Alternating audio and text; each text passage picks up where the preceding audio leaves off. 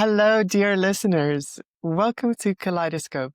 My name is Ruby Ray Leo, and today I am joined by my co host, Luigi, and Nicole Alexander, Director of Pride Shelter Trust, the only LGBTQ shelter in South Africa.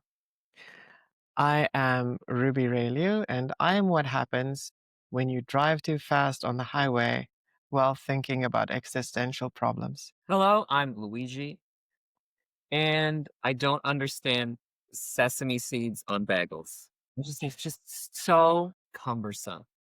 They just always flake off. I hate it. Let me tell you, I bought a bag of multigrain bagels and I was excited for it because of multigrain, just not plain white.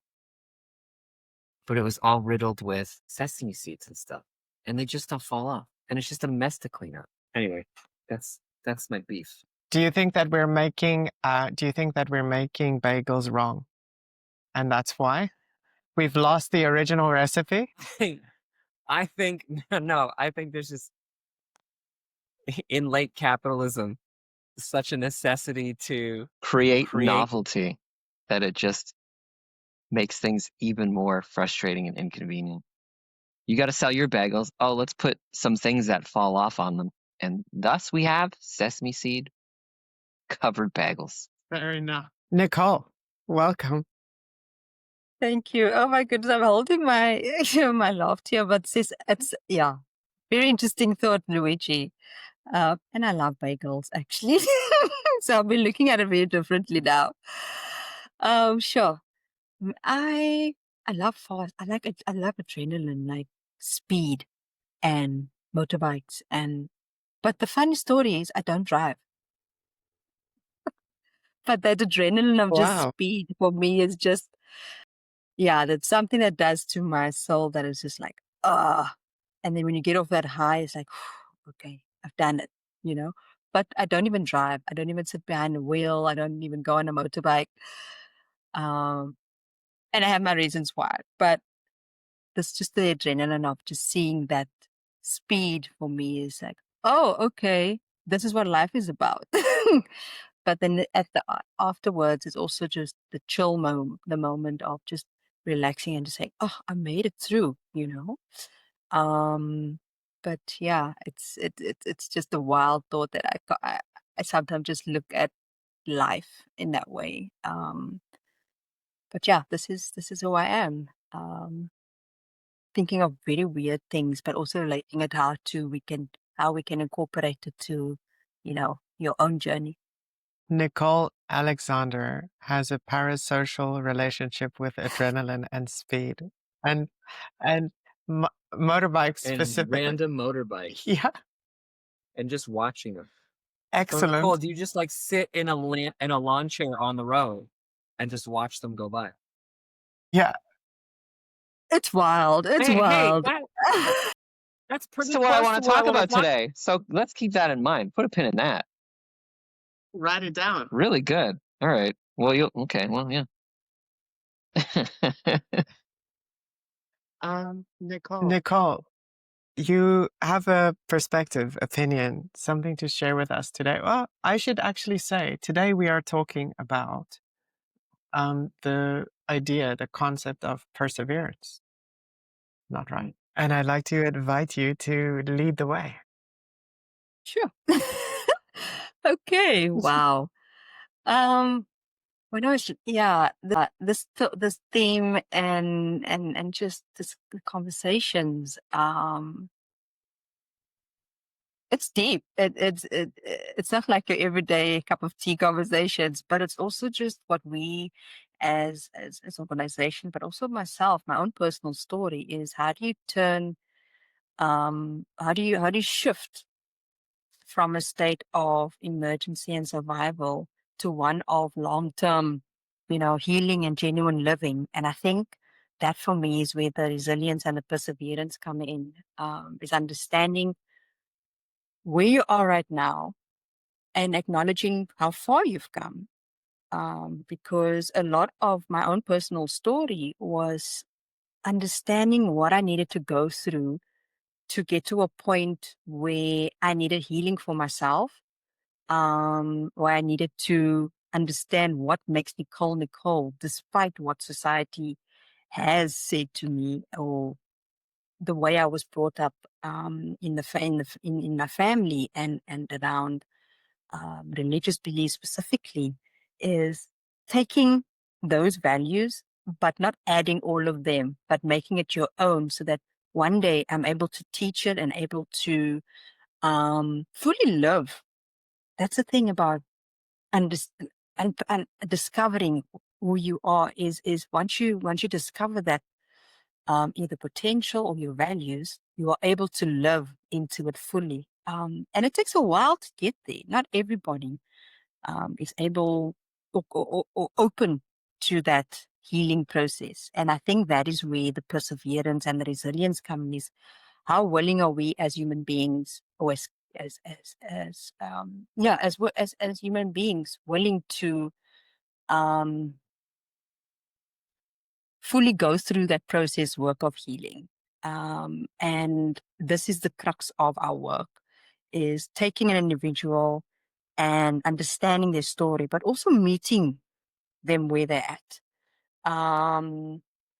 Because to understand this individual in terms of, and I'm going to take it back to my own story, is before I started this work, my background is community work, but specifically around youth, young people in South Africa, and myself being part of, the youth bracket. I wanted to do things differently. I wanted to challenge things that I needed to understand, because what was relevant for me when I was younger, it's not relevant. Some of the things are not relevant to me today. But that's all part of the growth process. If nothing has changed, you didn't grow. If nothing has changed in my life, I didn't grow. And what did I do in that time? So I needed to, for myself, to understand what it means to go through that healing process, and come up on the other side and saying, look, this is my intentions, this is my mission, this is my calling, and how am I going to make this happen? Not just for myself, because what I do is not for me. It's for the people that come after me. It's for the young people that comes after me. But there's lessons that I can teach. I can't teach something I haven't gone through. And this is kind of the culture that we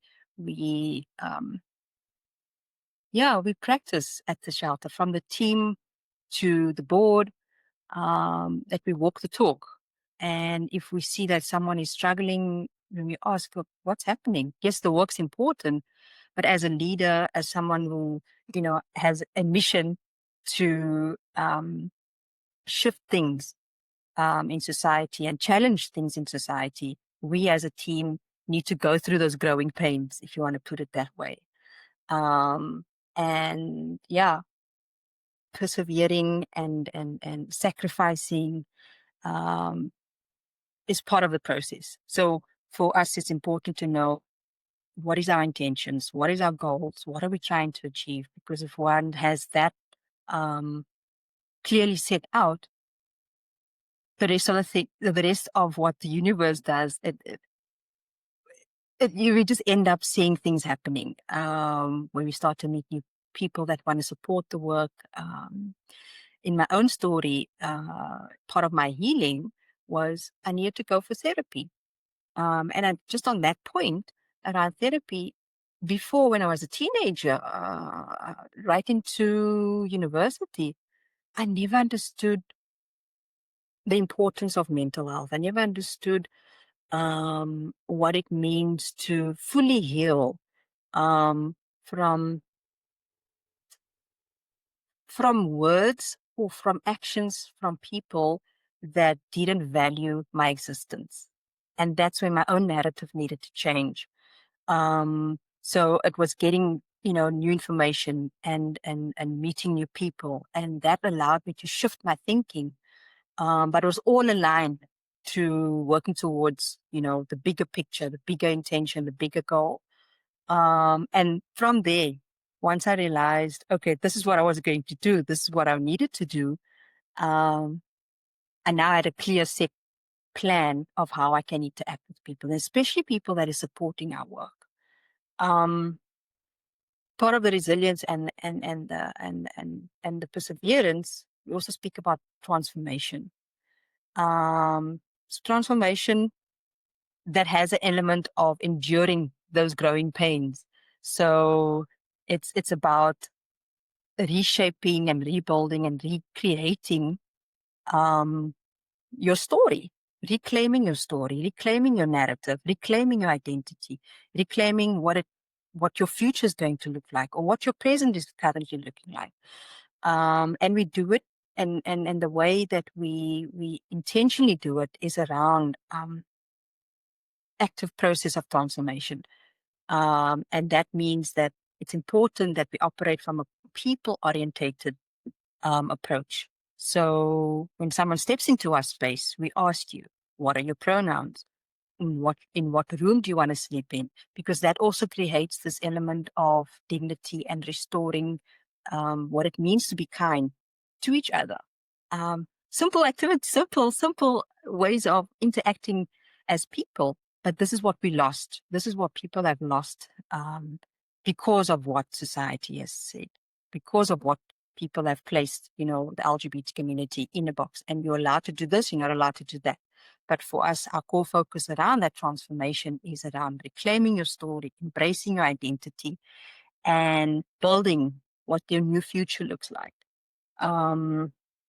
So yeah, I can say more, but I'm also I also want to hear if you've got add on to what I've just currently said, because I also want to go into the what we call the art of presence, but in trauma informed care. And that goes more into the details of how we work with our residents. But applying it to my own life, 100%. I practice what I preach, and I learn along the way, and that's in essence that's how we supposed to interact as human beings. And this is what we teach our residents: is that yes, they're at a shelter, but don't let the space define what your story is. We are just here as a catalyst to guide you and to kind of say, look, it was okay that you've gone through this. It's okay that stuff has happened. And here's another way of looking at your situation. Here's another way of tackling your challenges, because eventually they're going to have to leave the shelter and face similar challenges. So it's getting ready with the tools or the new tools that they've gotten, and say, look, this is how I am. And no matter what the world says or do, I have new weapons of how I can tackle these challenges. And it's all these tools are not created to create division. It's about, again, the tools. Firstly, it's around who am I as an individual. So we tackle elements around development. So what it means to be human. Take it back to basics. What does it mean to be a person in this world? What does it mean to exist in this world? And how do we connect that element to nature? So we use nature also as a tool for healing, because there's always connections. Nature can teach us different tools of how we can heal. It can also teach us things about how to take care of ourselves, how to take care of others, and also how to let go. So nature also goes through this process of the different seasons. So as people, what season are you in right now? What do I need to let go of that doesn't serve me anymore? Um, yeah. I think Ray, I lost Ray. Oh, there you are.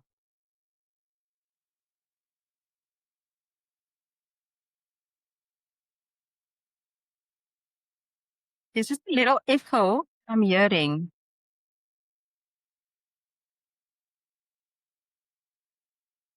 Okay. I want to know What was your turning point? Was there a moment in your life that went from I've been doing Wow. I think if you met me 4 years ago, 5 years ago, I was in that space. The shifting, okay. So yes, I was. It was when I started at Bright Shelter. Um, Coming into the space, coming into the sector around homelessness, but specifically working with the LGBT community, I came in very naive, and I came in with a mindset of, oh, there's rainbows and unicorns and love is love and there's no hate in the world. But in reality, in this country, it was the total opposite. And being a person, a queer person in South Africa, it was a huge shock because um, that's not how the world should operate. But I was in my own bubble, and life just gave me so many lessons. Firstly, was understanding the sector. I needed to understand what is homelessness, what does it mean. Looking for research that's available in South Africa around homelessness, looking for research that's available around homelessness specifically for the LGBT community. And it was a struggle for me to find some sort of starting point. And at that time, the organization was also at a stage of transitioning from previous management into new management. So there was a lot going on. But at the same time, we were also hit with COVID. And that for me was my breaking point. It was just a moment. It's like, if one more thing just lands on my plate, I'm going to die.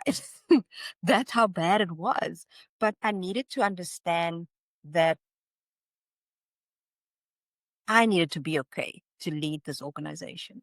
I needed to understand, what am I still holding on to that I'm not able to move forward? What am I not seeing that that other people are seeing, but this work still needs to continue? So I went on. There was a moment where I resigned because I wasn't getting any support from the board back then. I was like, I can't do this alone, and I'm not getting any support from people that brought me in to do this work. And I said, I'm done. I'm finished. And the moment I did that, I think everybody just got a wake up call, because who's going to lead and run this organization if management is going, and this is such important work that I was like, I can do it somewhere else. But deep down in my soul, I was like, okay, maybe I'm just being tested. Maybe I need to just stay a little bit and just stick it out. But something profound really happened in those meetings with the board, and I was just like, if things don't change on this level, I can take I can do something else. Because at that stage in my life, I was also ready to leave South Africa and do community work in another country, but also the safety in this country was just getting too much. And then I didn't feel the support.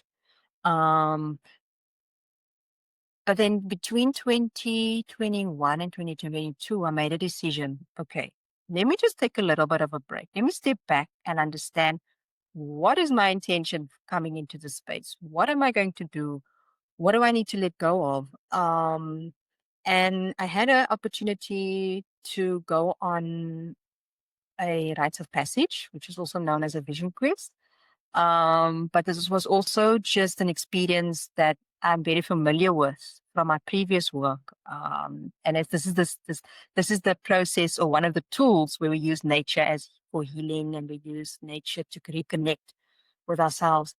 And that process was for me a turning point, personally, but also professionally. And it took me on a experiential learning process where I really had to, where I really had to unpack what was going on with myself mentally, what was going on with myself physically, spiritually, and everything that makes us human, what makes me human, and letting go, because I was sitting with a lot of frustration. I was sitting with a lot of sadness, and I think I was going to head into depression because of I set up a big expectation for this work, but things were not going according to plan. So then what the universe did, it gave me a big wake up call. So I needed to reevaluate a lot of my own values and what makes me me. Because whatever I'm going to discover about myself, it's going to have to be displayed in the organization. It has to be taught or mentored or practiced within Pride Shelter. So when I came out of that nine days experience, I showed up with an intention, and that intention is speaking around, this is who I am. So I am a spiritual, a spiritual woman. I am a leader.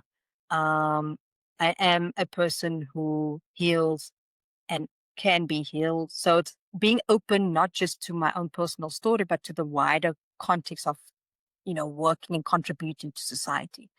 And the moment I had that clear intention and a clear purpose, and I'm like, okay, now the work's going to start.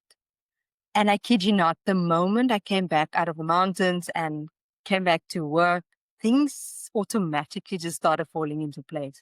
And that for me, I had to also acknowledge the staff, because they allowed me to go into those spaces of, you know, taking care of myself, taking care of not only what I'm going to contribute to this organization, but the care and the understanding of giving me this time off and recharging, and just saying thank you to them, because now that I've come back, I come back with new thinking. I come back with new ideas. So even to this year, or the even whenever I go on leave, the staff always makes fun of me, saying like, "Oh, so you have new ideas? Now we're gonna have more work." But that is just because of just taking a little break, stepping back from the work, stepping back from the cause, and saying, "Okay, let me just reevaluate. Um,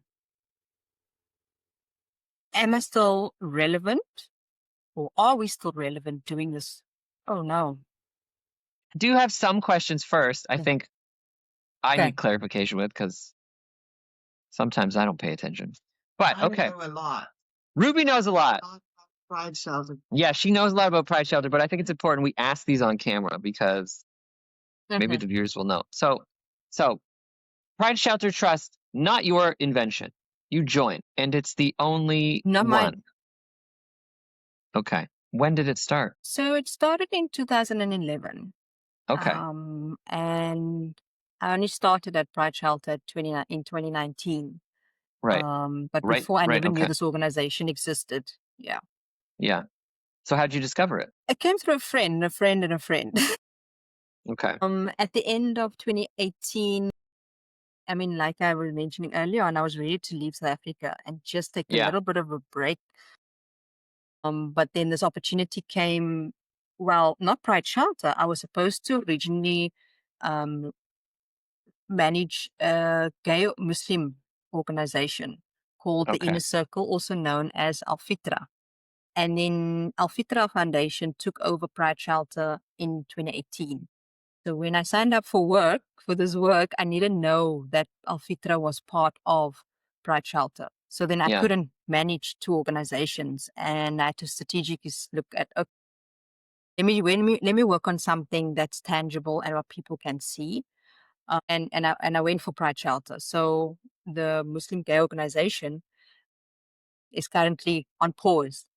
Um, yeah, so my energy is fully invested with Pride Shelter. Fair. Yeah. Okay. I guess this is more statistic, but what do you think the main reason for LGBT people seeking out shelter? Specifically LGBT.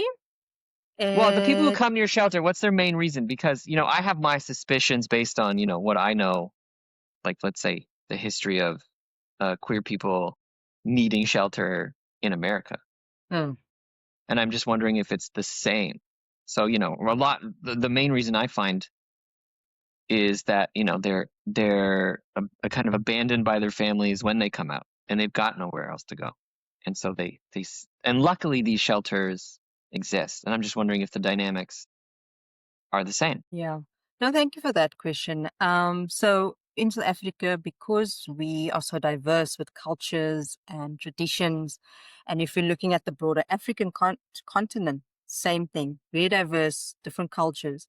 So some of the reasons, when I'm speaking for our foreign nationals that we serve, they come to South Africa, they run for their lives. They run because they came out to their families and they want to be they're going to be killed by their families. That's one of the major reasons our foreign nationals come to South Africa. But also with the hope of they will receive safety in South Africa because of our constitution that protects us as LGBT, well, supposed to protect us as LGBT community. When I look at South Africans, similar story, running for your life because of violence within family and because it's not accepted, religious beliefs and traditions, and people just wanting to have a sense of belonging. So we have individuals that has been shelter hopping and just wanting to feel safe, not just at home, but because they wanting to find a reason to exist. So shelter hopping, going from one shelter to the next, there's no other shelter that speaks about, you know, how to that there's no other shelter here that would ask you, okay, so what room would you want to what you want to sleep Yeah, in, sure. or how do you identify as? It's traditionally male female. Yes. The other reasons that we've had is people wanting to uh live in their in their full potential, but because of the homophobic and just exclusion from society, that they are so um discouraged that they don't want Hmm. to grow further. They've just been knocked down with so many rejection that they just give up, and that would lead to suicide, and that would lead to ending up homeless, that would lead to surviving on the streets, and just getting by. So yeah, the main reasons why people come to the shelter. One of the things that I have always wondered is if somebody finds himself on the street, some place that I have felt myself potentially close to being within the last 2 years, how do they find you? Because because I had the resources to look, right? I am not in a place of poverty or desperation. But if you lose your phone, if you don't have access to the internet, what how how does this happen to find Thank you for someone? that, Ray. Yeah. So we depend a lot on referrals. So we don't just take from the street and recruit. So it's important for us to go through a referral process. And specifically for those who don't have technology or access to sending us an email or WhatsApp, um, the government, which is the Department of Social Development, which is one of our partners, is going to their offices and explaining a situation, and they would refer them to us because they have their own screening process. And the first thing we'll ask, do they belong to the LGBT community? Um, if it's not through government, it will be through our other partners, other queer organizations that work with individuals, with the queer individuals. And again, same process. You apply to get into the space because it's so limited. And then the social worker, she has to do a screening and an interview. Because she has to understand what is she going to work with for the next 3 months, because that's the period how long you stay at the shelter. And not only that, she also has to be aware of the safety of the other people in the house when taking on a new person. So yeah, it's referrals, it's word of mouth. And for those that what we've experienced, especially in the rural areas and spaces where technology is a challenge, um, if people are in need, in desperate need, they would go to the ends of the earth, even walking. So we've had people that either borrowed money to get to the shelter, or simply, for example, our foreign nationals fleeing from either Ghana or Tanzania or any of these countries, coming to Cape Town specifically. And if you hear this story, you're like, my problem is so small, like the hurdles and all of that. And then, yeah, so for us, it's important that referral system is in place because of our limited space that we have available. On the other hand, of how we flip that script is challenging shelters that's been operating for the last 20 years the same, changing your policy according to the constitution, because as a shelter, as a private shelter, we cannot do this alone. How long are you going to operate, male female? How long are you going to operate from a point of recycling homelessness, allowing people to come back to the system? And what do they learn? What have they learned? So yeah, I hope I'm answering your question. There's more No, to unpack definitely. there, but yeah. I have a lot more questions. So, you've mentioned a couple of times male female space, which is obviously quite close to my heart. Not because I actually face adversity where we are. For me, it's very easy to um, go to the right bathroom, for instance. And you mentioned where when somebody comes into the shelter, you ask them which room they want to sleep in. And I'm not asking this for me, I'm asking this for the listener who might be questioning from a place of fear about um, men in women's spaces, very big inverted commas. Um, how do you find that narrative affecting the people within the shelter and maybe from other shelters that you speak to try and change their policy to be more gender inclusive? Sure. Okay, how do I answer this? I That's guess a it big all one. comes back. Yeah. Uh, I think it all comes back to what is the culture and hmm, the ethos of what you practice in your workspace. So for us as a team, it's important that we create that safe container, where we create that um, just that energy of saying, "Ah, we're all people here," you know. So it's important for us as a team to be constantly trained into not being judgmental. What does it mean to be people orientated? What does it mean when someone is experiencing a crisis? So for us as a team, for me specifically, is operating from a point of calmness and non-judgmental, and realizing, we're just working with people and with their fears, and this is where their story is right now. And it comes back to that thing of meeting people where they're at.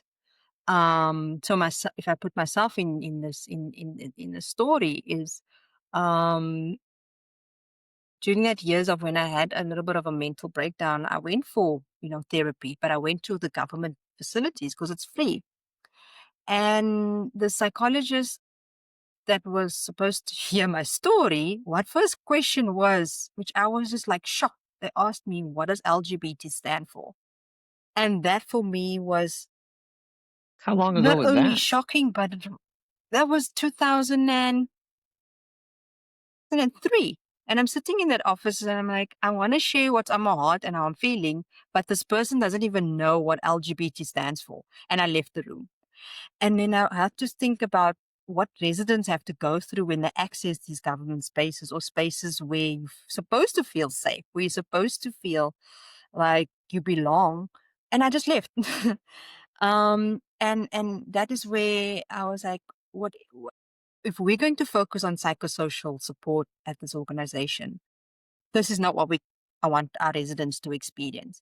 And if they do access, our government facilities or facilities that's free, we can challenge it in a way that it's not going to be defensive, but in a way where we can skill people, where we can skill our healthcare system, where we can skill our partners that run shelters. Because it's just a bit of new information. It's just like, hey, come on, we're not living here in the years of not having access. We've got loads of access, but who's more, who has the privilege to access that information and resources?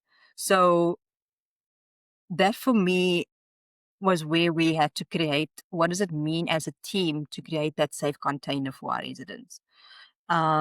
Is showing them that respect. We respect ourselves. This is how we show respect to you. Because once they leave the shelter, they have to understand this is what it means to be human again. Yes, you're going to be challenged with, for example, the bathroom situation. That's constantly going to happen once they go to work. And do you want to do you want to cause a scene because of you can't go into that bathroom? But let's challenge what the system has put you in. The system can be changed. I think it's because of the fear of not having the support, because it's only you alone. And if you have backup, the right backup, the backup that's going to make the right noise. I'm not here to break things down. I'm not here to, burn a tire. Well, that people do that, but there's creative ways to get your message across.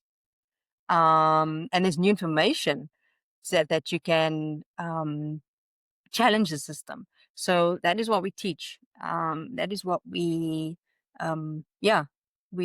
try to just shift a little bit of that mindset. Yeah. Yeah. I think Luigi definitely has a few more questions. Yeah, not so. Actually, no, I do have. Okay. So earlier you mentioned that, you said change equals, you said change equals growth, but I have to wonder, does all change really equal growth, even bad change? Or do you think that, or do both of you think that, you have to make an active choice to look for, I guess, the growth in that change? Because something bad happens to you.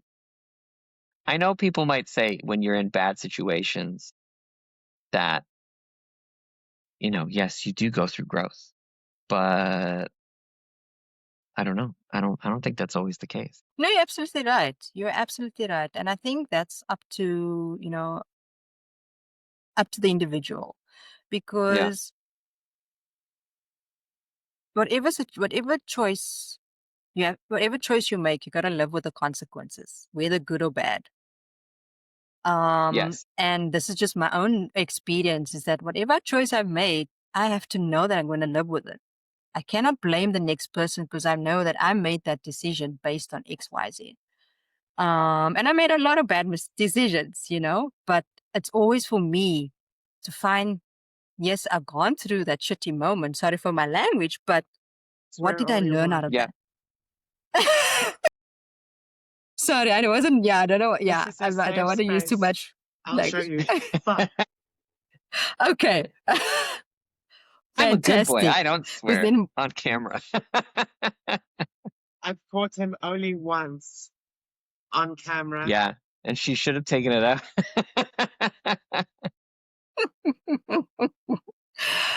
Oh my goodness.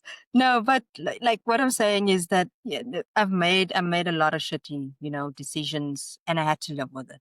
But for me, what I've learned and what I've been, guided by mentors and people that I kind of look up to, is that there's always tiny lessons or something that you can take from it. And I'm speaking just from a point of, where I'm at in my own growth journey.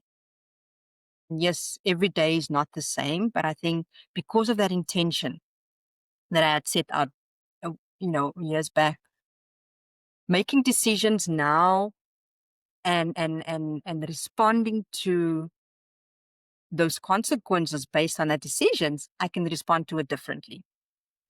Yeah. Whereas before, if I didn't go through my healing process, I would still be angry and frustrated and burn things and say the most things. And it's the ugly side of me that I was living in. So for me, it's just flipping that script and saying, I don't want to operate from a point of frustration, and not everybody can get to that point, and it's a journey every day.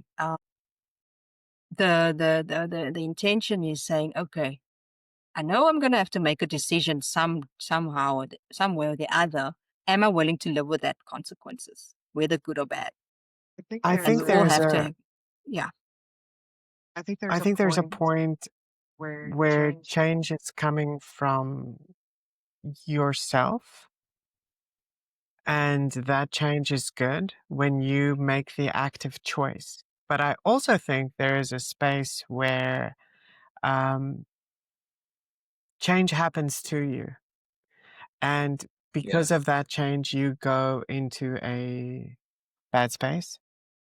And from that perspective, maybe it's not good. Because the question There, is there is there growth? Something bad happens to you, you're forced to change. Is that a kind of growth? Even if it's negative?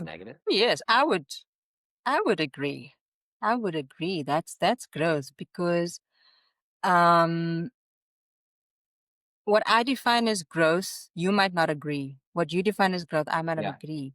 But it's not for me to whatever your story is around that.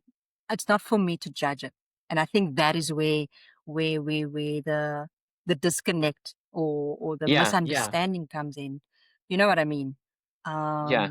Your Yeah. story is your story. My story is my story. When you put it that way, it becomes a question of paying attention to good or bad, kind of like justifying growth if it's good and not if it's bad. Because, I don't know, let's take a plant, for example. Sometimes plants have, this sounds really remedial, I guess, but they have bad growth on them, but it's still growth and it doesn't benefit the plant, but it's happening to the plant. So they are being stimulated by something in their environment. It's still growth. Is it good? Not necessarily, but it's still growth. So I guess the same can happen to us. How do we, as plants, how do we, address it, fix ourselves, heal ourselves, whatever? Do we have the capacity to do that? Are we fixed in our thinking, or do we have sounds really schlocky. Do we have a growth mindset? Ruby, do we have a growth mindset? Yeah, we definitely have a growth Ruby mindset. does. Mine's, I think, is limited. I think I lean more towards fix in my old age. I know it's not good, or maybe paradoxically, because I recognize that, maybe I do have a growth mindset. I'm just really lazy. What is that? You are not old, okay? You may be graying, Whatever. but you are not old. I wasn't fishing for someone to say, you're not old. I have no problem being You saying you're old makes me old. You're younger than I me. do think I think it's such a dichotomy of making the positive choice to grow or allowing yourself to sink into a place of despair. And I don't think that it's easy for people to always recognize when that point is. And sometimes you're required to go past that point for that point to break. And when it breaks, you gain, when you're in free fall, and you can finally go, oh, damn, I need to do something right now. And when I started this podcast today, I said, I'm what happens when you're going fast on the highway for too long and thinking about something existential. My breaking point, I also asked you what was your breaking point. Mine was I used to work in Luigi school and driving home, sitting in traffic, but I snuck out early and I was able to get home faster. And I perceived myself as being quite happy. But one day I was going too fast and under a bridge, and I was wondering if I went fast enough to guarantee death if I hit the side of the bridge. What? That sounds like a Nicholas Winding Refn film. And that is, yeah. And that's when I went, I need to desperately find something to help me immediately. And I had been cross-dressing for a while. And I'd also been like browsing online, doing research, trying to figure out if I can transition in complete denial. I've said it before. I would go into pharmacy and look for misplaced estrogen. I would check creams for women to see if they had estradiol too in. Just to try. Of course, like completely cisgender. Okay? And Were you cisgender? no. But I would have told you that I was, and I was unaware of the fact that I'm not. Okay. Yeah. Because that's what I'm Then- thinking too. Like you were telling yourself that's what you were, but obviously you were not. You were just denying. I was denying it. Yeah, of course. Here I was cross-dressing, but refusing to cross. One of the things that held me back for a very long time, and I've also spoken about this, but it's tangentially related, so it's never been connected. I was in a lot of debt. I was not financially secure, and it took me a long time to dig myself out of that. And the moment I did, the moment I had a little bit of expendable cash, I could finally do what I've always wanted to do, and that is to cosplay properly, but not to cosplay, to cross-dress, but to do it justice in a way. And what I didn't realize was I was living through dysphoria. And to do this thing that bigots and transphobes push, the man in a wig, or I've heard cock in a frock. There's a whole myriad of litany of slurs For cross-dressing. for being transgender. But one of the things that gave me dysphoria is to want to do it justice. I would never, ever, ever want to be a parody of a woman because I am one. So, Right. and I wouldn't, my mind wouldn't connect the two. So my breaking point was that, and then I met this girl online during COVID who I read her story on Reddit because I was desperately searching for people in China who could connect me to someone to get me estrogen. And she said, I know a person. Here you go. And 2 days later, I had a box of estrogen and the floodgates open. Yeah. That was now. What's the date? 4 days ago. That was 10 months, 11 months, 10 months ago. I didn't mean to laugh, Ruby. I was laughing because You can laugh. cosplaying No, properly it should is be really adorable. What is Saying that you adorable? wanted to cosplay properly, I find really adorable. That's why. Why? I mean, I'm impressed by. I give credit to cosplayers because they really go up. I won't say. I think it's silly. I don't know. I understand the cosplayer. You know, when I go out in the there's so much cosplaying in China, and it blows my mind how invested a lot of people are in just getting like amazing let's say uniforms. I saw the other day. I was out and this girl. So for the listeners, it's common for people to make a day of getting dressed up and taking pictures of themselves as a character they're cosplaying as, and they're so like devoted to the kinds of like costumes they have, and it's impressive because when you look up close at these people, their face is just covered in so much makeup.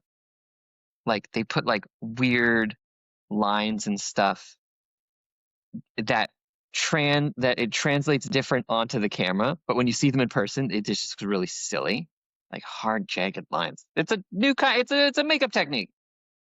Girls do it. Maybe you two know about it. Anyway, It's great. On the concept of cosplaying right now, I have a question for you, Nicole, but something I need to say. One, I'm cosplaying as Panty from the anime Panty and Stocking with a garter belt. It's a it's a wild adult anime. Yeah. And these two angels, one is named Panty and one is named Stocking. Her Panty turns into a gun. And they're both angels and they have to earn heaven coins to get back to heaven. I am cosplaying as Panty, and all of the parts for my costume that I am making is arriving or has arrived today.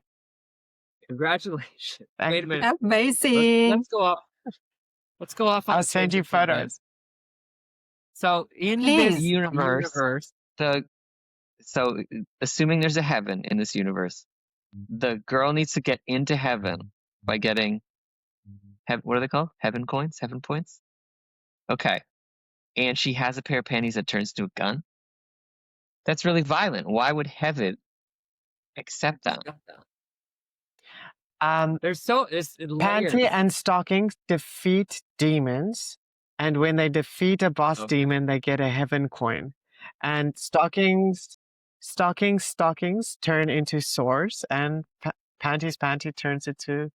And Garter Belt is a non-binary, like bearded person, and I don't know what his Garter Belt does. I haven't seen it. It is definitely a queer coded show Yes. because you've got these two girls, panties that turn into a gun, a phallic symbol, and stockings that turn into swords. Phallic. That's really cool. Okay. It's a cool show. Okay, now I'm gonna watch it. On the idea of cosplaying, I have a question for you, Nicole. There is a game here in China called 天宇升空, and it is worldwide. There are 4 characters: a doctor, mermaid, and 5 characters now. A brother, this like mob boss dude, and this alien who is stranded on Earth. It is wildly popular among women all over the world. They grossed like $24 million in a month last year. Say the name again, Ruby. I want to look. Liu Yu Shen Kong. Love and Deep Space is the name of this game. And there's a fad in China where women, there's also a all men movement here right now. Women are cosplaying as these guys who are your boyfriend in the game. You can court all 5 of them. Yes. So women are cosplaying as these guys and renting out their time as escorts to date other women. So they're pretending to be the men. They are embodying that character for the day. And women want to rent them to engage in the fantasy of this man. Exactly. I can understand that. And I can understand why women themselves would do it, because I feel like they would have a better understanding of performing as this man for the other women. Whereas I think men, I'm sure maybe men do it too. I want Nicole's. No, men don't do it. Oh, they don't make any money. they fail immediately. Oh, really? But the girls succeed. That's interesting. Super popular. Huh. Can we rent one for a day? A lot of them only go on dates with girls. That is wild. Why have I never heard of this?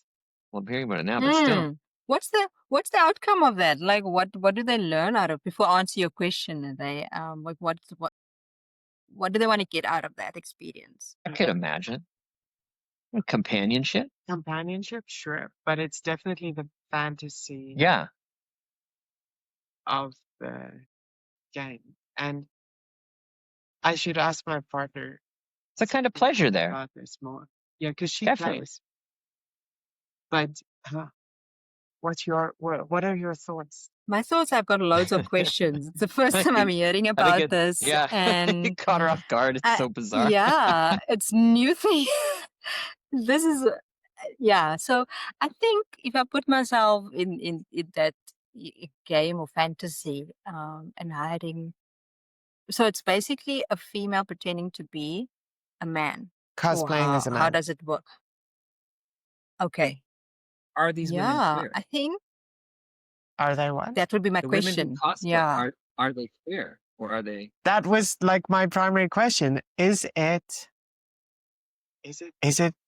lesbian or is it is it queer? Is it LGBT quoted or is it just business? If it's just If a kind just of a kind of- play, I think it depends. There comes like a point. They cross a line where it can be defined as queer or not. Now, if there's just these, let's say, cis women cosplaying and then, doing like a dialogue or acting out a social dynamic with these girls, and it doesn't go further than that, then you could argue it's cis, I guess, or straight. But if there comes a point where they're doing things that are culturally considered like I don't want to say sexual, but I don't have a better word for it. So like even in China, let's say like something that would be considered like a kind of courting, I guess historically it would be like even holding hands would mean like Mm. oh, a boyfriend and a girlfriend, that's serious. Ooh, they're holding hands in public. So like that point, if that happened, there'd be that kind of like tipping point. So then you could argue, yes, it is queer. Even if it's business, oh, I don't know. That's so tough. Mm. Yeah, Nicole, what do you think? Yeah. Sure. Look, I'm looking at this in a way where again, I guess if I'm thinking about this particular game and the fantasy intentions behind it, as this thing of what Luigi was saying is what is it for companionship or is it just there's other reasons of why? It's so mind blowing. Like Whatever it is, comes it's down to cool. me. I'm into it. Absolutely. Look, I'm not against it. It's just understanding, what am I going to get out of what is this experience I'm getting? Because what's interesting is that you're saying, Ray, your partner is participating. And how does that impact you, being part of that? Because you are indirectly impacted. So I'm just like, if I know it a that co- I'm yeah. going to partake in this experience, it doesn't impact me alone, but those around me, I know. So what am I going to get out of this experience? Yeah, it's still mind blowing. It's mind blowing. There are a lot of of interesting interesting questions pop up. What did you ask, Luigi? What I wanted to say was, I think that we're trying to decide like when it becomes a queer act, but really we would have to ask the person or persons engaging in it. The woman who's paying, she would have to say whether she is queer or not, and the woman, working would have to say if they are queer or not. It's as simple as that. I think. And I think whatever is happening as well. Yeah. The women ordering the service is participating in a cisgendered heteronormative act of dating a male character from a story. on the surface. from the perspective of the person providing the service, and it's not obviously, it's when I say escort, it's like it's a date. It's you just go out with them. It's a photo op and stuff like that. They might be queer. They they might be queer. Who knows? That's going to be a What? self-identification thing. Yeah. So what would happen in a case where, emotions start developing? Is that against the rules? Like, yeah, just part of the experience. I'm The- discovering, oh, but I'm attracted These are to this souls. and this of the person. Mhm. It's Is like that against the anything. It's like rules? I don't think there are rules. These are sole proprietors doing this. They're not working for organizations. I mean, I think it's no different than the kind of the man who falls in love with his sex worker, right? I mean, it's a good possibility the people paying end up falling in love with that person. Would you call it a parasocial relationship? Maybe. Depends how attached that server, let's say, is to the client. But it reminds me of like host bars in Japan, where women pay to go to host bars, and they develop a relationship with the workers, and the workers know they develop a relationship with them, and it's an avenue to make, to exploit them even more and make so much money. It's definitely going into a space of breaking the parasocial barrier because there's opportunity for contact. Mm-hmm. But I think we've strayed a bit. Maybe Do we ever really stray in this podcast? Isn't that the whole point? no stray. Otherwise, it wouldn't be a kaleidoscope. That's right. Colors of conversation. We didn't see where we see. Luigi, Yeah. I want to say that you have definitely shown up for me and been present for me. And so did Nicole. Thank you so much for. Actually, I want to tell you that you kicked off this mini series where we are going What? to diving into LGBTQ activism in South Africa. Thank you. Thank you. I'm humbled. I'm humbled by that. Thank you. Yeah, sure. But can I just add on just before we close off No, that we're not done. We're conversation? not. Because Oh, yeah. yeah, I'm still thinking because the way I'm also Sure. looking at it is the way how we express ourselves in our gender. Part of the trainings and sessions that I run with organizations or individuals, we talk about gender expression and attraction and our sex characteristics. And maybe I would think this would be, this game would basically explore that thing of gender expression. There's stuff that I want to explore that I can't explore with my partner. There's stuff that I want to explore around my values or identity that my partner's not open to it yet, but here's a safe way of doing it. Let me explore it, knowing that the stranger that I'm interacting with, that they're also on that kind of same journey or same kind of thinking.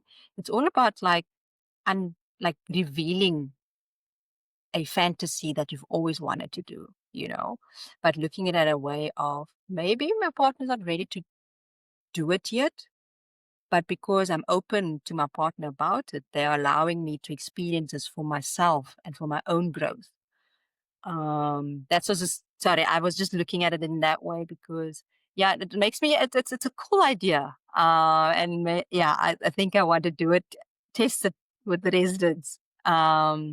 Which again is going to challenge that thing of what it means to be human, what it means to be fully human without feeling judged and without allowing society and their nonsense and their rumors and all of these negative things. What how can I challenge that voices but still show up fully for myself? So I'm also looking at it in that way. Yeah, still very curious. And I think it's not for everybody, which you also need to be, aware of and conscious that not everybody would be comfortable. Um, yeah, I guess to be open to that kind of experiential learning, if you want to put it that way. Oh, Um, yeah. yeah. Um, I said my partner plays. This is an online game. It's basically a card game that tells a story. So it's a narrative. There's long form um, of entertainment, and it's become so popular that it's given rise to this new thing where you can hire someone to go on a date with you as that person. It's not something that I would do because I don't think I need to explore. I'm doing. I'm past that need for exploration. I'm exploring higher peaks. So Do you think it's exploration though? Like the Like the girls the who girls who rent rent the boys, is it exploration for them, or do they know what they want? Like, to me, it doesn't sound like exploration. It doesn't sound like the people cosplaying as the man to rent are exploring, unless they are questioning their sexuality, and this is a weirdly safe avenue to do it. And I don't think it is, because it's a business for them, right? They have to pay. from the perspective of the person hiring, Yeah. it could be exploration. It could be having given up on men Okay. because they've had so many bad experiences. Sure. Yeah. You and I both have our own opinions on the dating culture here. Okay. Yeah. So from that perspective, it can be exploring. Then with the marriage pressure Mm. to be able to date someone and have a romantic experience outside of the pressure of dating, Yeah. Yeah. I That think makes that's sense. important as well. A myriad of possibilities. Yeah, exactly. How do we show up and be present for them? Well, I mean, obviously, you just pay attention to them. That's it.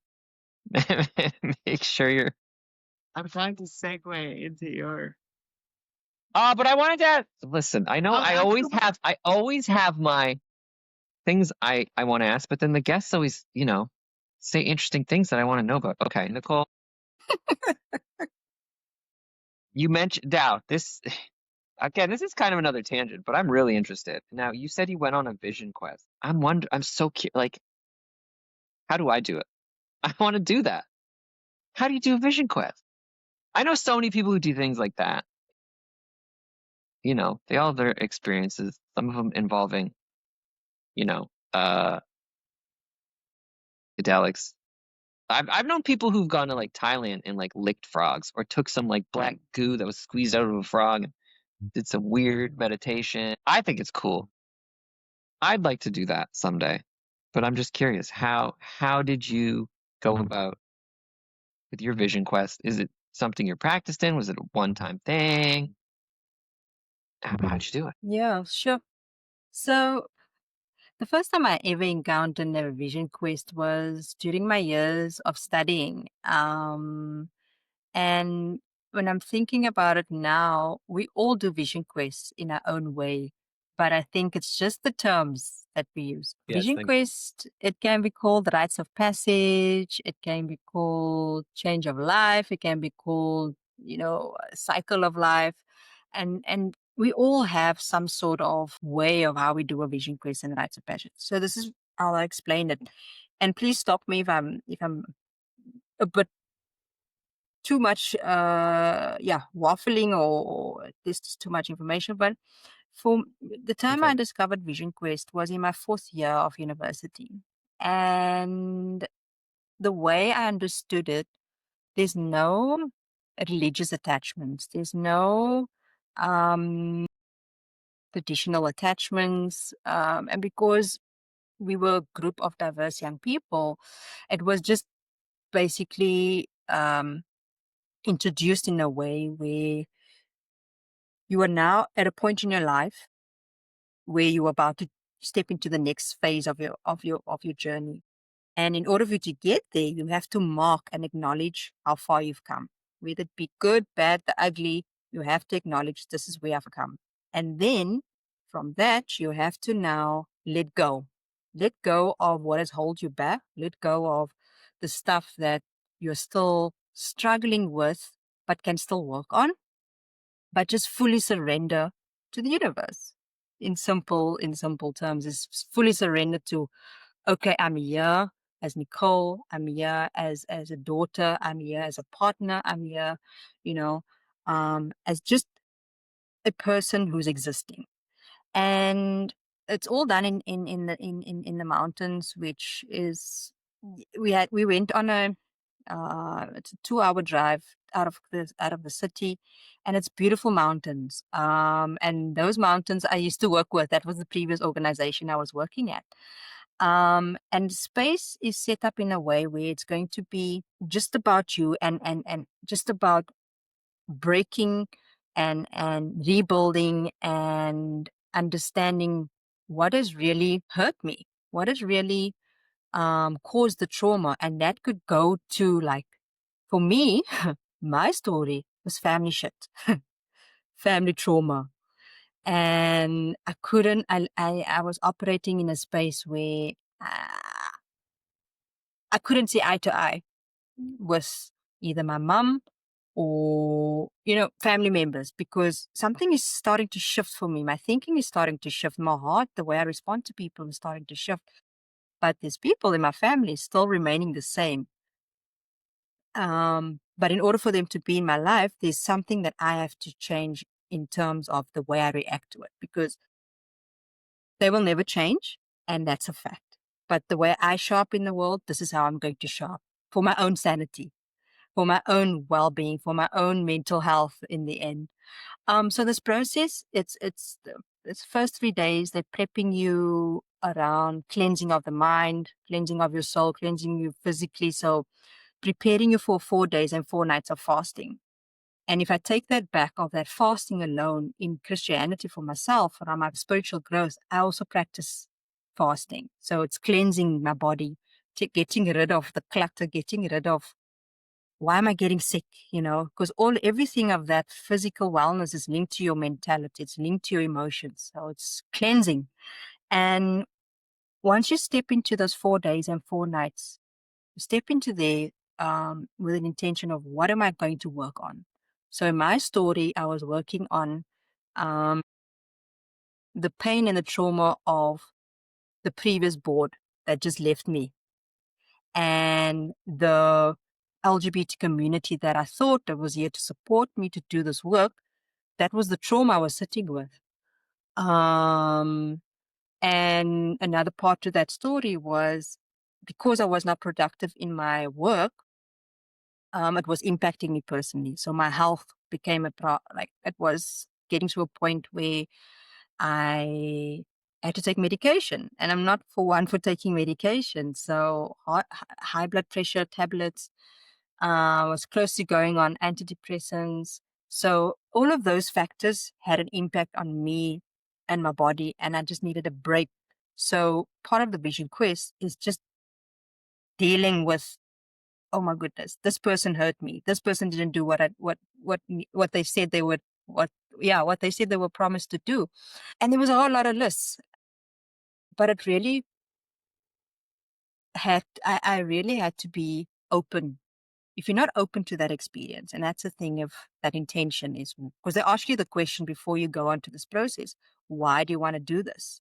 Because if you don't have the reason why you want to go, the process in between, or the interventions in between, it's going to be a bit of a struggle, because you won't be able to connect mind, body, soul to the process, or to the experience. And in my 4 days and 4 nights of fast, I mean, the experience for me, I had wild dreams of my ancestors. I had dreams of what my future might look like. I had dreams of the people that hurt me. But in that 4 nights and 4 days of fasting, you're also on your own. So it's a solo. I don't see anybody. I'm just there with baboons and just the wild. But it's also just how do I remind myself that I'm in their territory? They're not in my territory, so it's nature, and I'm like, okay, in order for me to survive this night, I have to make peace that I'm going to see baboons and I'm going to see other wild animals, because that's also a form of safety and connecting with nature and saying, I'm here, I'm surrendering, and whatever needs to happen needs to happen. But also Yeah. just being very focused on the goal at the end. So coming out of that experience, now you come back to your community. So who is this new person that have gone through this experience, and what has happened in those 4 days and 4 nights? You share a bit of that story, because it's important to share it with your community that's going to hold you accountable in the end, knowing that they've journeyed with you through this kind of therapeutic, you can call it, healing process. They are the people that's going to catch you when you fall. They are the people who's going to catch you when you need support, but also remind you of, this is your intention. This is what you work towards. And it's a painful experience. For me, it was painful, like emotionally painful, but I needed to shift. I needed to shift my thinking. I could not operate from a point of hate and exclusion, because that is not what I'm here to serve. This is not why I'm here to serve. And every time when I find myself at a point where I'm not aligned with my purpose and my intention, I go back to stillness. I go back to nature and just like, okay, I did what I thought I should do, but what is going on now? So it's important for me and to keep to keep me sane. It's just going back to that place of stillness. I don't go to church. I am a Christian, but I don't see the building as, my connection and my relationship to God. But I have my ways of being still. And what works for you works for you. What works for me works for me. And that's the thing about what we teach again at the shelter, is that spiritual element of how do we connect self to nature and practice it in a safe way. So yeah, that's in a nutshell what a vision quest or a rites of passage is. And then just to add on just the everyday um, examples, because I know there's this thing of like, it comes back to that Native American teachings of sending, the young man into the wild and being guided by the chief. But if I Yeah. bring it back home, my rites of passage growing up would be baptism, would be, confirmation. Another rites of passage would be marriage. Another rites of passage would be, death. So everything has got some purpose, and there's a process that people have to go through. But I think it's just the terminologies that we tend to use. But we all Yeah. do it some way, somehow. Going back to that place of stillness and just reevaluating. Oh, snap, this is where I'm at.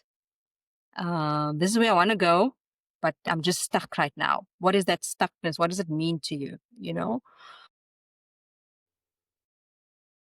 I hope I'm making sense. No, you're making a lot of sense. Um, it's great. I think I think, when people think of things like Vision Quest, it seems so complicated and impossible, and that kind of discourages people. Or maybe this is a total self-report, because I always think, oh, it's too hard.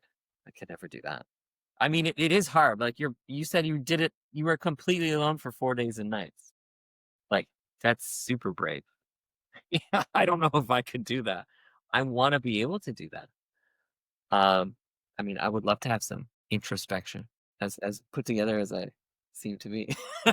I am And that's the thing, anything but. Luigi. Like, that's the thing, though. I think we tend to overcomplicate things. And the thing about like that Mhm. stillness, if you take an hour of your day, just decide, go take a walk. That it would be your rites of passage, Yeah. that would be your solo time. So the more you build and the more you practice, eventually that 1 hour will become 1 day and then 4 days. So it's also what I was saying in the beginning of the rites of passage. They prepare you for that experience. So Yeah. cutting down on food, spending time in nature. So starting your process already before you go into the mountains.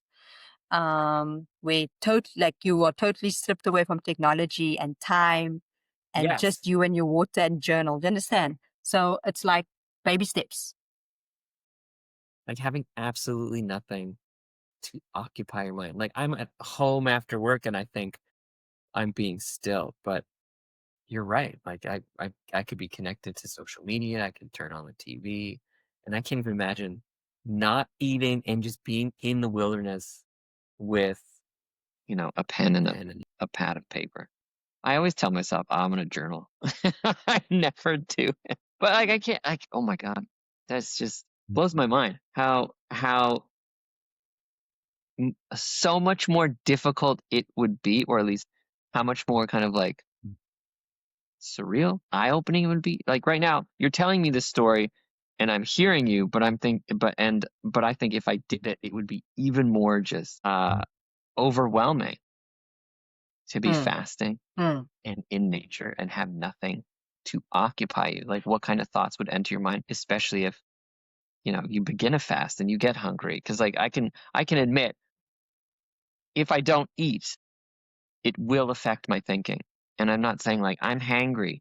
No, it's just like I do get negative, and I do recognize that I probably am this way because I haven't eaten, but I'm not angry because I'm not eating. But it's just like that's my chemical disposition. So like, what would mm, happen to me if I were to do that? I think that if you are actually fasting and there's nobody around you and you just have your journal and just your water, it doesn't matter how angry you get. I think, that's true. isn't Yeah. that kind of the point mm-hmm, in a way? mm-hmm. Yeah, you're right. Yeah. I guess, yeah, you would come out on the other end after. I'm just so curious what that'd be like. I've tried fasting. The longest I fasted was for 3 days. Um, but I was still surrounded by things that Hey, distracted me. you know, like TV, for example, The City, whatever, and that was in Suzhou while I was staying with friends. So yeah. Anyway, amazing. Doesn't it get easier after the first day? I'm told after the third day is when things really start like to shift, Mm. and that's what I was aiming for when I was going for 3 days. But I personally didn't see or I didn't experience anything that I thought, "Wow, this is great." So I mean, I may have done it wrong, but you know, It's more than I've ever done. maybe I'll try again. I mean, this stuff really fascinates me, and the idea too, a kind of motif I keep hearing is like you have to be open to the experience, and this happens in so many things.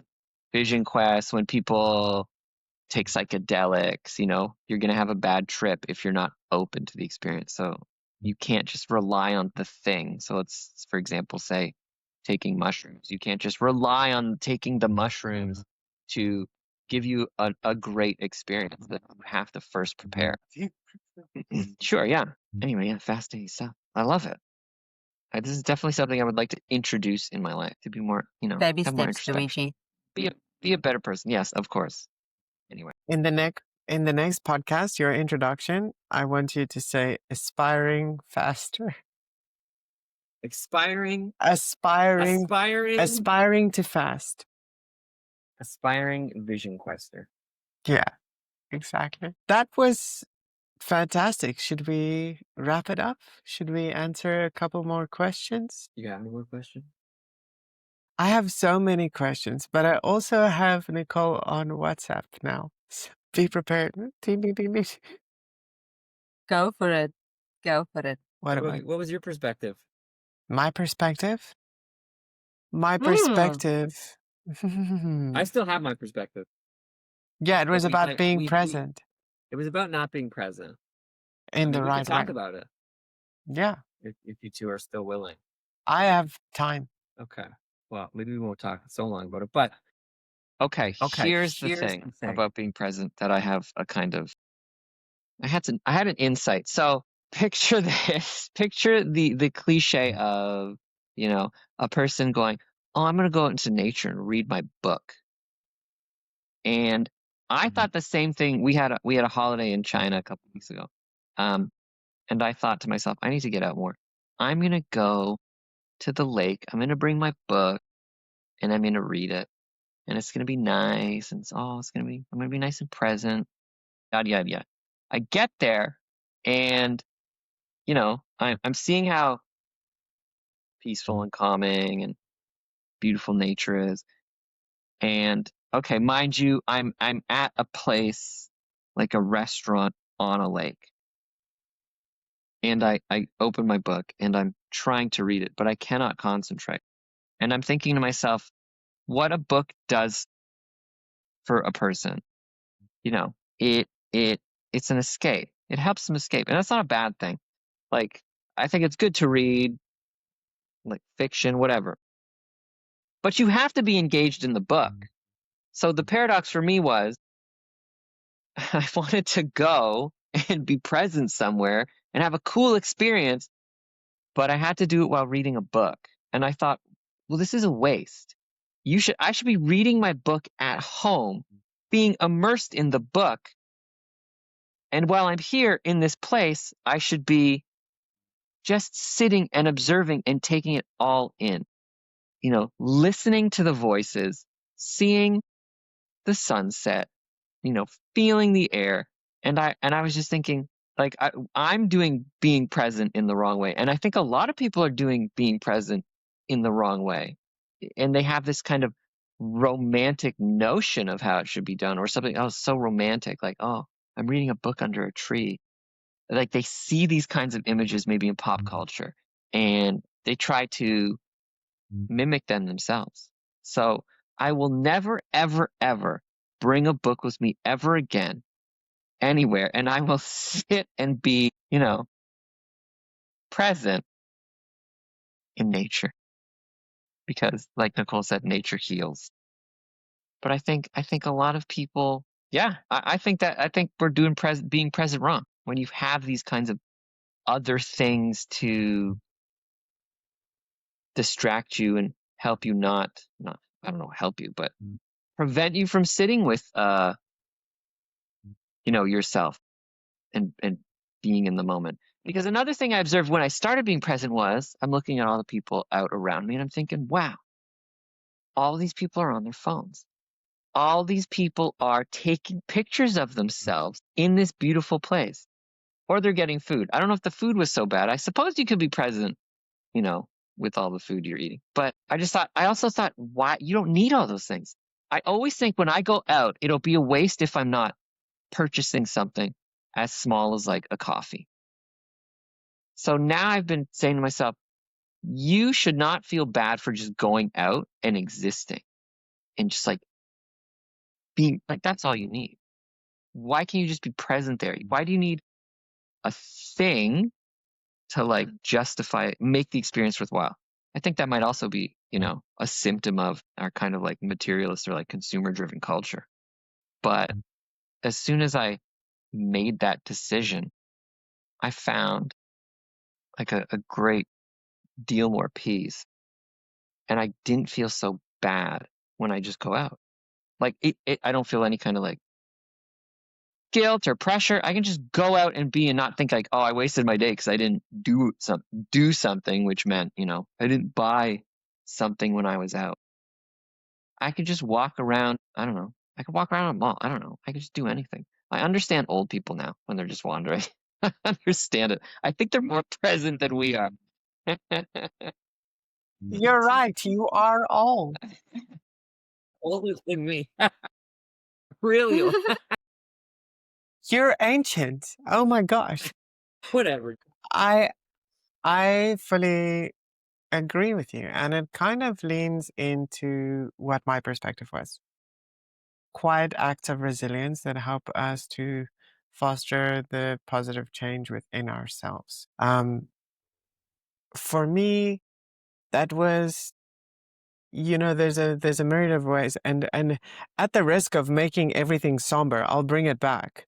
But my quiet act of resilience was keeping the steering wheel fucking on the road and not going into the bridge. Sure. And then now it's just this thing of living unabashedly. And when I want to do something, I just do it. I don't feel restrained by societal norms and expectations. And sometimes I also want to buy a coffee when I go out, but more and more I'm making the choice not to. And one of my biggest weaknesses is when I go out and I sit down at a fancy restaurant, I just want to order the biggest freaking burger there is. Like, my feeling is I'm at this restaurant now, I'm here once. Like, let me just get the biggest, Well, why not? fanciest meal that they have. Why not? Yes, but Mm. I don't need it. I don't Oh, need see, it. It's maybe that's so a many symptom more of something calories. else. Yeah. Like you're trying to like feel. Yeah, I understand that. You know how many Bubble teas I bubble teas order, I and I know I don't need it. It's like you're a junkie. You just want to like feel better. That's an addiction. I think that's a kind of an addiction. It's an addiction. And instead of questioning why do you want this, why do you feel like you need it, you could just be stressed out. You could be hungry, granted, but I go the other way when it comes to going to the restaurants. I would like to go to a restaurant and just be like, I just want a cup of coffee, thanks. But I feel bad saying something like that. Like they're gonna be like, why aren't you ordering more? I did that in Cape Town. Yeah, and I sat down, I ordered not even a coffee, I ordered rooibos tea okay. at this bar. The waiter was like just expecting me. Do you guys tip in South Africa? Is tipping a thing? Yeah. Yeah. Yeah. Wow, it that's is. wild. I wouldn't have expected tipping to exist in South Africa. I'm staunchly against it. Sorry, world. Hate me. I don't like that. I don't like tipping. Tipping is over. Hashtag over with tipping. Sorry, Um, Ray. I tipped him well. I don't mind tipping, Yeah. especially if I know that the restaurants aren't paying what they should be paying. My first job was in exclusive books as a bookstore Okay. seller. In that respect, I understand. I support tipping, Yeah. but in Canada, My war is against the restaurants, not against the server. So, yeah, I'll give the server cash whenever possible. I won't write it down because then it stays in the till, right? I don't know how. true. I just want everybody to get a livable wage. Then we can just do. We've been talking a lot. Nicole. I just want to add on to like this point, the art of presence, and just coming back to the experience on the Vision Quest. I think for like what I want to say to to us here, but also to the listeners is when you go on your solo time or just tapping out for a little bit and just finding that stillness is realizing that you can't pour from an empty cup. So it's you've been giving and giving and giving so much to everybody, but what are you giving to yourself? What are you gifting yourself? You know, what is that opportunity that you're allowing yourself just to breathe a little bit? Because everybody wants something up from you. Everyone wants a piece of you. But now, what more can you give to, to people? But and there's nothing you can give. There's nothing left that you're giving yourself. So it's you blessing yourself with that gift of time and presence, and just putting your phone on silent for just a little bit. The world will continue without you for that moment. But just realizing, okay, I cannot pour from an empty cup. Yeah. What do I need to do right now? You know? That's a Yeah, I good just wanted to perspective. share that little bit of. Yeah, I find that well, I can't speak for everyone, but I feel like a lot of people do give more of themselves to others than to their own selves. You know, I always think, okay, maybe this is me being real vulnerable, but I say to myself, you know, Luigi, you have to, when you go out, you can't be bummed that you're going out alone. Like, you got to force yourself to go out and, like, you have to, it sounds so tacky, but it's like you have to take yourself on a date and, you know, you got to love yourself. Listen, straight, hetero, cisgender male, whatever, but like for me, I have to do that. I'm not used to doing, you know, like giving to myself. And that's something I think I need to do. So that was something also in my mind in these past weeks when I was doing these things, like, oh, I don't want to go out. And I was thinking, why? Are you not good enough to take yourself out on a date, give that to yourself. You're willing to do it to other people and take them out on date, but not yourself. And that's what you should do. Maybe that's better. It's the whole kind of cliche thing, love yourself. But that's what the, pouring from an empty cup thing reminded me of. Yeah. And this thing of like, we weren't taught these things growing up, like taking care of ourselves. We were always taught of like giving and showing up for other people. So that blueprint is in our minds into our adulthood. But now we are reversing that kind of narrative or teaching and saying, okay, what does it mean to fall in love with myself? What does it mean to gift myself? What does it mean to take myself on a date? Because then that's just, I think, and you go back to that thing of change and growth. It can be bad, it can be good, you know. But it's just that thing of this, that we weren't taught these things growing up. If we were, we just didn't take note of it. We weren't serious about it, but now it plays out in our adulthood. And like, oh, what does it mean to take care of myself? Like for me, I struggle to this day. I struggle to spoil myself, like buy myself flowers to this day, Yeah. because I can use that money and feed someone. I can use that money to give to my family, but that is not where I should operate from. And then I'll go back to that thing of I'm still pouring from an empty cup. The stuff that I've learned in the past, was it a waste? I'm not practicing what I've learned. So it's a daily battle. I think because we're not perfect human beings, and we have to go through these growing pains to understand, okay, hold on, let me just make a decision here. And what decision that I'm going to make, I have to live with it. Right. So yeah, Luigi, it's the thing of just um, the stuff, what we've been taught when we're younger, is it still relevant today in your life, like in our lives or in our journey, whatever, how you want to put it, but is it still relevant? And what works for you might not work for me, and vice versa. And that's the thing of um, being okay with that, with the decision, what the decision you've made, or we all make. We'll be okay with living with that consequences. Yeah, it's an ongoing journey. There's not a fix. It's not fixed. It's messy, but it's also at the end. It's for me. It's the lessons. It's the lessons that I get out of it, because I know, okay, I don't want to do that again. If I do, I'll do it differently. Right. Yeah. Definitely. Ruby? What a beautiful thing. And from my perspective, from what I've seen in this episode, it looks like you are taking care of yourself wonderfully. I think I do too, Luigi. I think being aware of the possibility of change and taking care of oneself is the first step, right? Because without awareness, you're in Plato's cave and unable to get out. So, Sure. yeah. Let's wrap it up there. Ladies and gentlemen, thank you so much for listening to this episode of Kaleidoscope.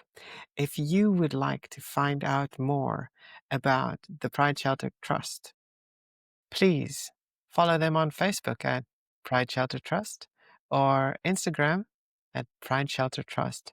You can also find them on their website, www.pridesheltertrust.org.za, or you can directly email Nicole at director@pridesheltertrust.org.za. You can find Kaleidoscope at echoember.co.uk, Fire from Heat on Instagram, or Heat from Fire on TikTok. You can also follow me on YouTube and watch this full episode live at YouTube at RAELIU. This has been Kaleidoscope with Pride Shelter Trust.